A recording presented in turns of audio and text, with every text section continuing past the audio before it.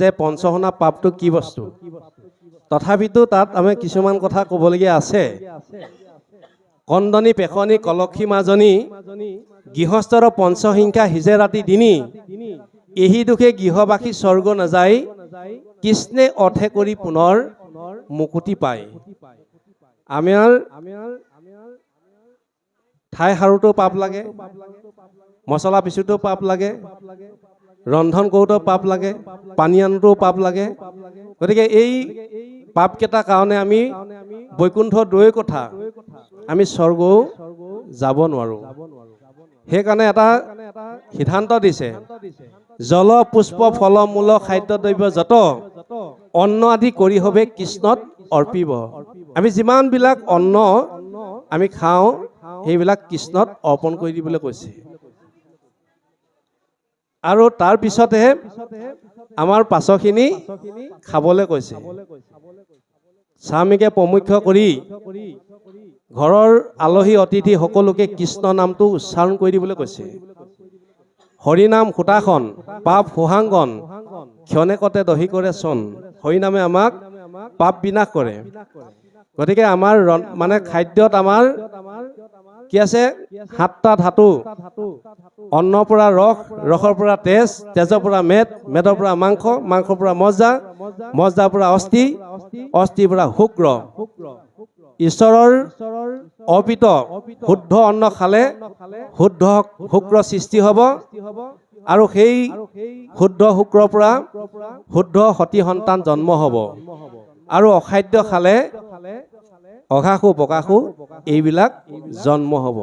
কিন্তু আমি যদি বিশ্লেষণ কৰিবলৈ যাওঁ প্ৰহ্লাদৰ ক্ষেত্ৰত, হিৰণ্যকশিপু দৈত্য আছিলে, কিন্তু প্ৰহ্লাদ কিয় ভকত হ'ল? কাৰণ গৰ্ভতে নাৰদৰ সান্নিধ্য পালে। আমাৰ ঘৰখনত কিন্তু সেইটো পৰিৱেশ দিব লাগিব। আমাৰ যদি পুৱা গধূলি আহি যদি মদ পানী খাই যদি চিঞৰ বাখৰ কৰি থাকে, তেতিয়াহ'লে সেই পৰিৱেশটোত আৰু এই নাৰদৰ পৰিৱেশটোত পাৰ্থক্য আছে। প্ৰহ্লাদে নিজৰ গুৰুক শিক্ষা দিছে, গুৰুহে শিক্ষা দিয়ে। নিজৰ গুৰুক শিক্ষা দিছে, হৰি ভক্ত মানে হৰি কথাৰ, হৰি যে শ্ৰেষ্ঠ এই কথাখিনি কৈ আছে। ইফালে কদম মুনিয়ে কপিলে মাকক দেৱহূতিক জ্ঞান দিছে। চক মাতৃ আৰু পুত্ৰ সম্বন্ধটো চক আমি বিশ্লেষণ কৰিবলৈ গ'লে, সেইকাৰণে আমাৰ ঘৰখনৰ পৰা প্ৰথম আমি আৰম্ভ কৰিব লাগিব। ঘৰখন এখন বৈকুণ্ঠ কৰিব লাগিব, তেতিয়াহে। বিশেষকৈ আমাৰ ক'বলৈ বেয়া, আমাৰ বিয়া হোৱাৰ পিছতে আমাৰ ঘৰখন অশান্তি হৈ পৰে প্ৰায় ঘৰবিলাক। কাৰণ বিয়া কৰাৰ পিছতে মাকে ভাবে, যেতিয়া বোৱাৰীয়েকক পুতেকে যেতিয়া মৰম কৰিব, তেতিয়া মাকে ভাবে যে মোৰ মৰমখিনি বোৱাৰীকে কাঢ়ি লৈ গ'ল। আৰু পদে পদে দুখ খুচৰি থাকিব। কলেজত যেনেকে নতুন ছাত্ৰ ছাত্ৰীক ৰেগিং কৰে, ঠিক বোৱাৰীয়েকক, বেয়া নাপাব আকৌ, ঠিক ৰেগিং কৰিবলৈ লয় পদে পদে। আৰু সেই এদিন কৰিব, দুদিন কৰিব, শেষত গৈ বোৱাৰীকো বাজনাখন বজাবলৈ আৰম্ভ কৰিব। আৰু সেইখিনি কৰি থাকোঁতে আমাৰ ভক্তিটো তাতে লুপ্ত হ'ব। গতিকে আমি এই যদি বোৱাৰীক যদি আমি যদি ভক্তি ধৰ্মলৈ আনিবলৈ হ'লে আমাৰ শাহুৱেক ঠিক লাগিব। বনৰীয়া হাতীকো বলাব পাৰে, এগৰাকী বোৱাৰীক আমি বলাব নোৱাৰাটো কি কাৰণ থাকে? এই নাৰদৰ পৰা আমি, এই প্ৰহ্লাদ চৰিত্ৰৰ পৰা আমি এই কথাখিনি বুজিব লাগিব। বিশেষকৈ এটা কাহিনী কওঁ, তাৰপিছত আমাৰ তাঁতী বাপজনক এৰি দিম। বিশেষকৈ তেতিয়া আমাৰ ভকত হ'ব পাৰিম। ভ শব্দে ভগৱন্ত ভৱবিমোচন, ভজন ভক্তিত সুৱন্ত সিজন, ক শব্দে কৃষ্ণক পবিত্ৰ পৰম, আত্মা জানন্ত কৃষ্ণ সমস্ততে হম। ভটোৱে কৈছে, ভগৱন্ত ঈশ্বৰৰ চৰণৰ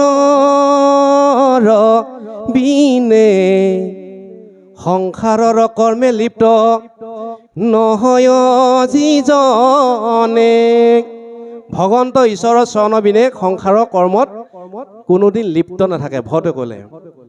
কটোৱে কৈছে কৰ্ম মায়াময় জানি কটাক্ষ নকৰে, কৰ্তব্য ভাৱক মানি গুৰু সেৱা কৰে। তেওঁ অনবৰত গুৰু সেৱা কৰে, এই যে কৰ্তব্য বুলি মানে। তটোৱে কৈছে গুৰু তত্ত্ব দেৱ তত্ত্ব নাম তত্ত্ব লয়, জ্ঞান তত্ত্ব দখি ফুৰিলে ভকত বোলয়। গুৰু কোন? ত্ৰিভুৱন বন্দন দৈৱকী নন্দন, এইখিনি আমি বুজাবলগীয়া বা ক'বলগীয়া নাই। শ্ৰীমন্ত শংকৰৰ এই কথাটো আমি জানোৱেই। দেৱ কোন? কৃষ্ণ একদেৱ আমি গাই আছো। গুৰু তত্ত্ব দেৱ তত্ত্ব নাম তত্ত্ব লয়, এই কথাখিনি যেতিয়া জানি যায় সেইজনে হৈছে ভকত। আৰু সেই ভকতজনৰ ওচৰতহে ভগৱান তাতহে বিৰাজমান হৈ থাকিব। নাৰদত বিষ্ণু আসন্ত কৈ বৈকুণ্ঠত মই নাথাকুৰৈ, যোগী উহিৰায়ে ঋষমুদায়ী থাকো ভকতৰ কীৰ্তন চাই। কিন্তু ভকতৰ আকৌ ভাগ আছে। কলিযুগত ভকত চিনি পাবলৈ হ'লে মই এটা কাহিনী যোগেদি চমুকে ক'ম। যেতিয়া